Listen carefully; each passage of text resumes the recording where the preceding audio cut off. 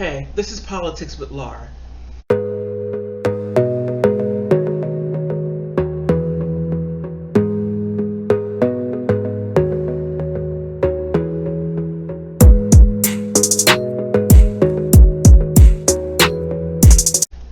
I have, it's sad. There's a lot of shootings going on around the United States. There was one yesterday in Buffalo, New York, and one today in Los Angeles. Los Angeles. I keep on saying Los. Anyway, the one in Buffalo, New York, I found this info in Irish Times because they weren't giving his name, but I have his name.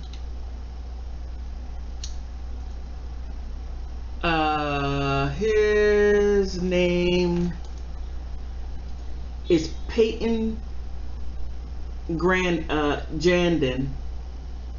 PaytonGendron. Now, what is interesting is this. They're saying that this young man is mentally ill, that they let him out of the hospital. Let me see. Let me do one. This is too hard for me to read here, so let me do it simultaneously. The 18-year-old suspect is a mass shooting on Saturday, Buffalo, New York, which 10 people were killed, had been investigated by the police last year for allegedly making a threatening statement at his high school. The state police, New York, brought then 17-year-old mental health evaluation at a hospital, and he was discharged a day and a half later. Now,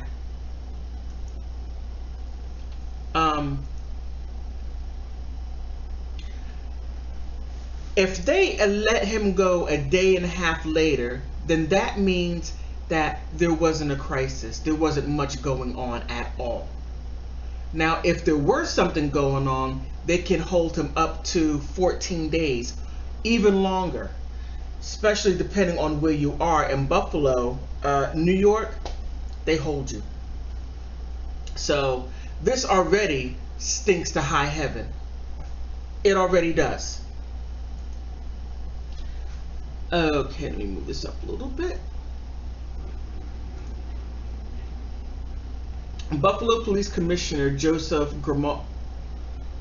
Gramaglia said on Sunday today there had been reports the suspect in the shooting had made a generalized threat. He said the threat he made in 2001 or 2021 had been racially motivated.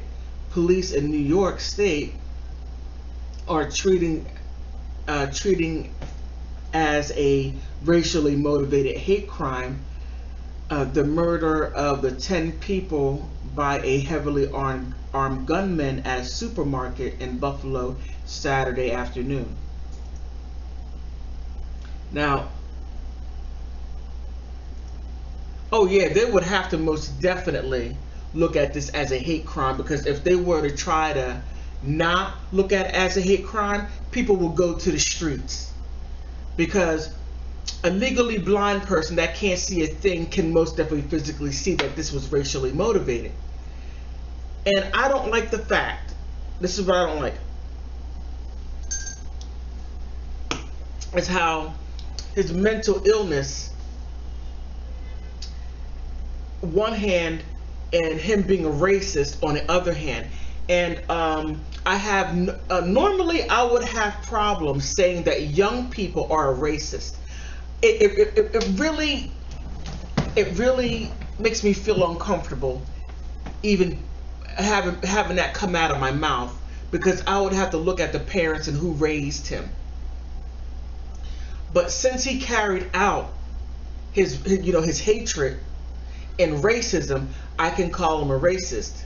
Now, his mental illness, him making threats, doesn't make him mentally ill. That just makes him expressing his hatred towards people of color and black people. So again, oh, and my title is "The Turner Diaries Are Coming Alive." Oh, if you haven't read the Turner Diaries, you might want to do so so that you can see or have a greater understanding of what you are witnessing. Oh my goodness. Let me go back to the article. Now, the 18-year-old suspect identified in court as PaytonGendron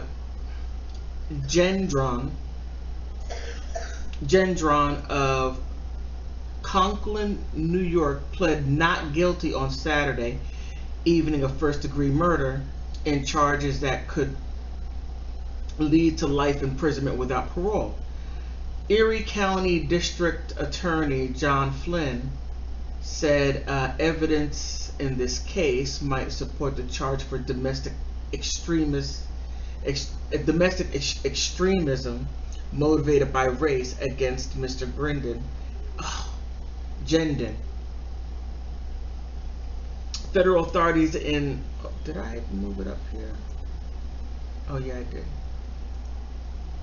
Federal authorities in the United States have said that they are pursuing the case as a racially motivated hate crime, meaning that they could file federal civil rights charges as well. This was a straight up racially motivated hate crime, John Garcia, the Erie County Sheriff, said.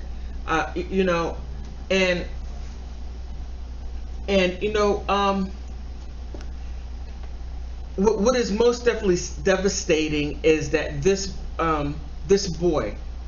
young boy, not even 20, hasn't even begun to live life yet, was indoctrinated, in my opinion, and allow hate to fester and to just marinate within his life. Who was he hanging around? How did he even adopt this way of thinking?